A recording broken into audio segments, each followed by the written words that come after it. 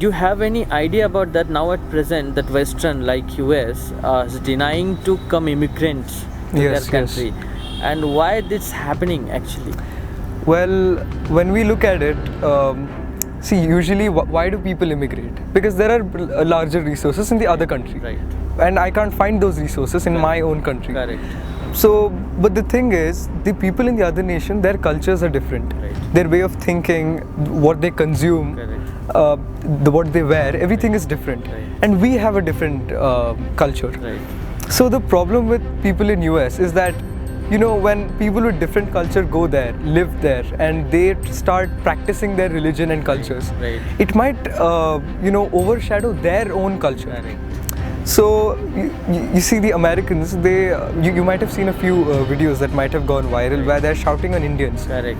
See, Americans consume beef, Right. and Indians don't consume. Most of them don't Yes. consume beef.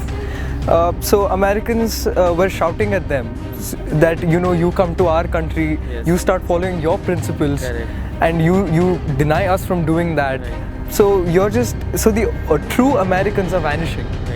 All the immigrants are coming in, they are getting American Correct. citizenship and Correct. status. Correct. So that is happening, and their own American, you know, the citizens are reducing in numbers. Right.